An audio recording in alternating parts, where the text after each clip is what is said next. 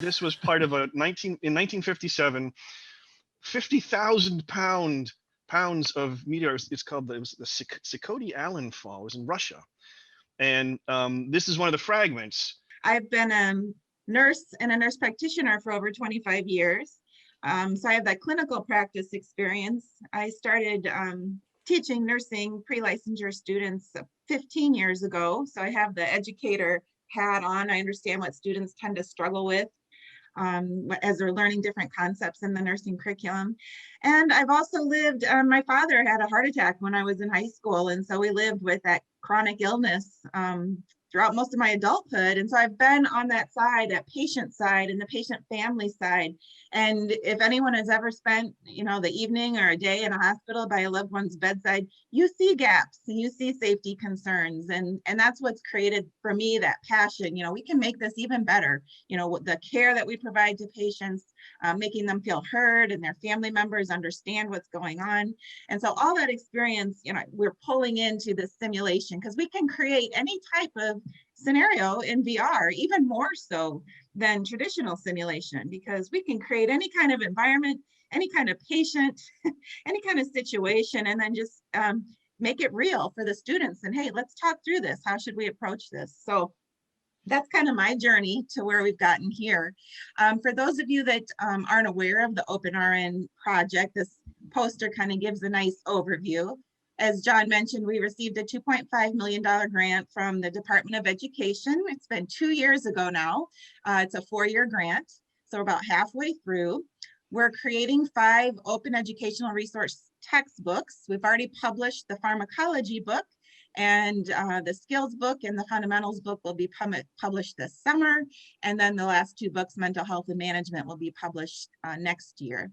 And so these VR scenarios, these 25 virtual reality scenarios, are aligned with the curriculum that we use in the state of Wisconsin for the technical colleges. So there's 16 technical colleges. They're all standalone, accredited, but we all share the same nursing curriculum. And so these VR scenarios will be aligned with that curriculum and then plugged into these OER textbooks to make them come alive and help students really apply that content to patient care scenarios. So as John mentioned earlier, collaboration is key.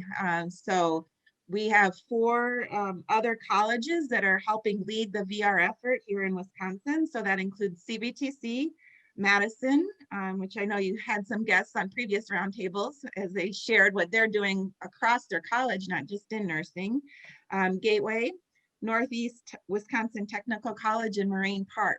And so we have members, I know there's a few out there in the audience that are on the VR committee as we kind of develop this. So based on what we learned when we received this OpenRN grant, we did a needs analysis with the OpenRN advisory committee. So that committee consisted of faculty from across the state.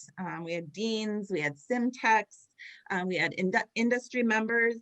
And so we asked them, what would you like to see happen in virtual reality that you're not already able to do in traditional simulation?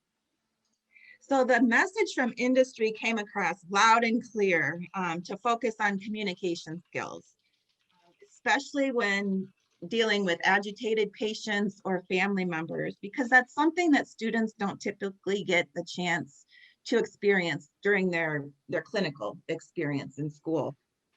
So that was why we created this first scenario with the focus on therapeutic communication. Then we all know it's one thing to learn how to do a skill or specific knowledge, but when you're actually trying to implement that with human beings and their own responses to their illness and the environment, it's a whole different skill. So that's one thing that we've used as a focus for our VR.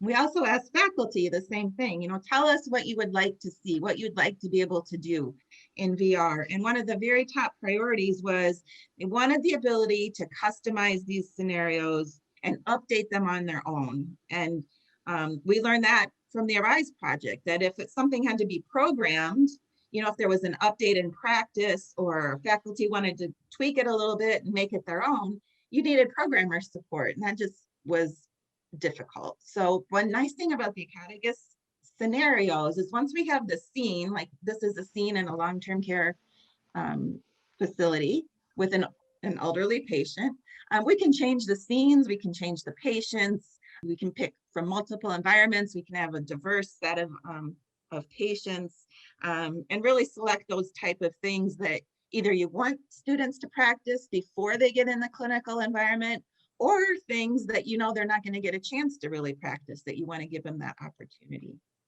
OER is open educational resources. That's what our textbooks are.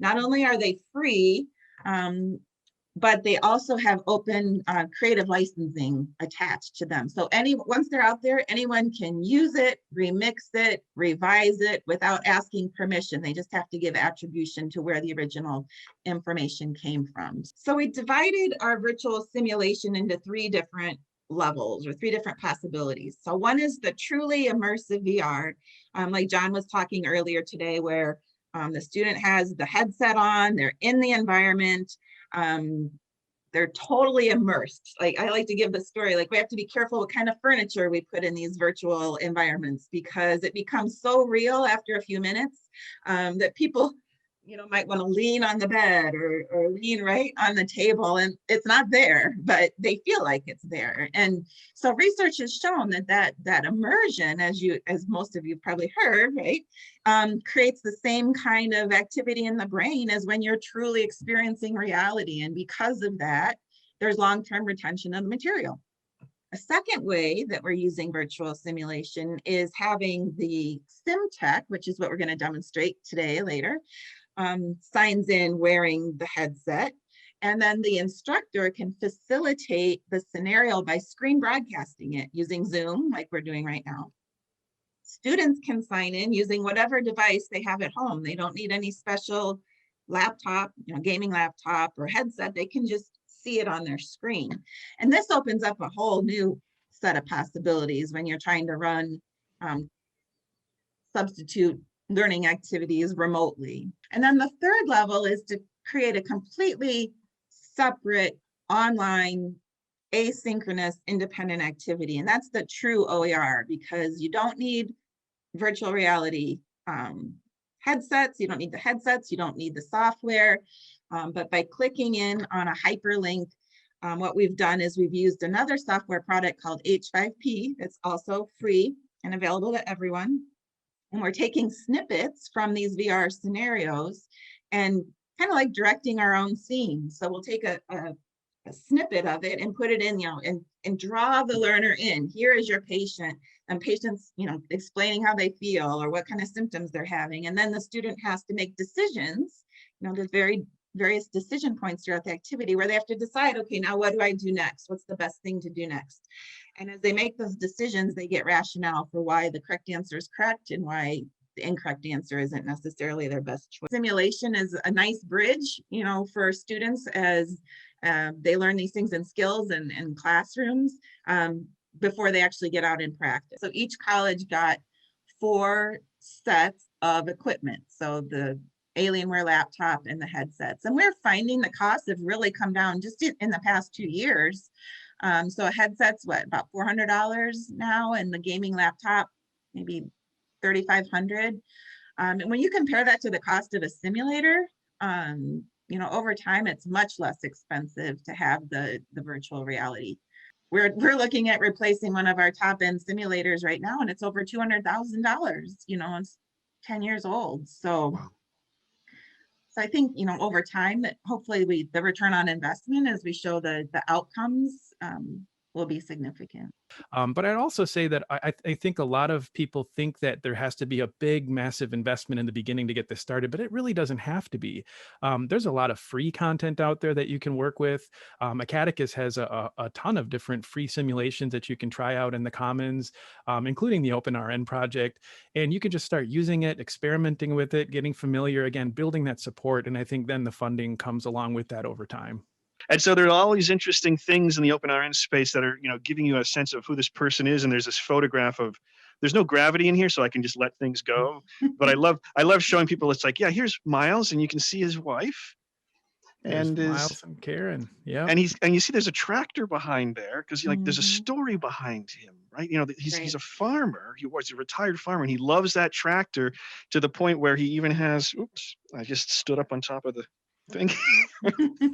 um, he even has a. I just love to show this model, and the nice thing is this is a good example. Like if you're doing a session with students and they're watching, you know, if you have one person being the camera, the instructors can bring things right up to the camera and say, look at this, you know, look at this this object here, and you know, do things like point to different parts of it. You know, it's there's an opportunity to you know take the learning experience and kind of pop it out of the VR space so that, you know, the person who is the camera is you're speaking to the students as an instructor, and they can be just watching it through a Zoom call or something.